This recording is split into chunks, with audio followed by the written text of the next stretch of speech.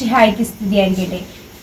എന്നാൽ നമ്മുടെ രക്ഷകനായ ദൈവത്തിന്റെ നന്മയും സ്നേഹം നിറഞ്ഞ കാരുണ്യവും വെളിപ്പെട്ടപ്പോൾ അവിടുന്ന് നമുക്ക് രക്ഷ നൽകി. തീത്തോസ് 3:4. വാസ്തവത്തിൽ ദൈവത്തോടുള്ള കൂട്ടായ്മ നേടാൻ എത്ര ദണ്ഡാണ് നമ്മൾ അധ്വാനിക്കുക, എത്ര ശ്രമങ്ങളാണ് നമ്മൾ നടത്തുക. എന്നാൽ നമ്മൾ ശരിയായി ഗ്രഹിക്കുന്നുണ്ടോ, അറിയുന്നുണ്ടോ നമ്മുടെ രക്ഷകനായ ദൈവത്തിന്റെ നന്മയും സ്നേഹം നിറഞ്ഞ കാരുണ്യവും വെളിപ്പെട്ടപ്പോഴാണ് അവിടുന്ന് നമുക്ക് രക്ഷ നൽകിയത്. തീത്തോസ് 3:4.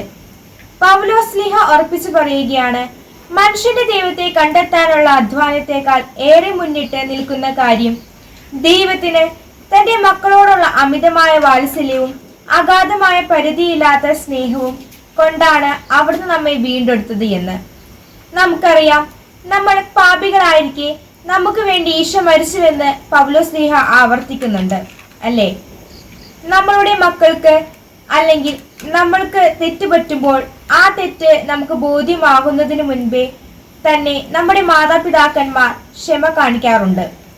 ദൈവത്തിന് എതിരെ നമ്മൾ ചെയ്യുന്ന തെറ്റ് നമുക്ക് ബോധ്യം വന്നതിന് ശേഷമല്ല അവിടുന്ന് നമ്മോട് കാരുണ്യം കാണിക്കുന്നത്.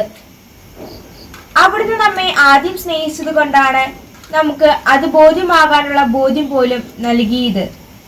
ദൈവം നമ്മെ ആദ്യം സ്നേഹിച്ചു, അതുകൊണ്ട് നമുക്കും അവിടുത്തെ സ്നേഹിക്കാൻ പറ്റണം. പൗലോസ്ലീഹ ഉറപ്പിച്ചു പറയുകയാണ്, എന്നാൽ നമ്മുടെ രക്ഷകനായ ദൈവത്തിന്റെ നന്മയും സ്നേഹം നിറഞ്ഞ കാരുണ്യവും വെളിപ്പെട്ടപ്പോൾ അവിടുന്ന് നമുക്ക് രക്ഷ നൽകി. തീത്തോസ് 3:4.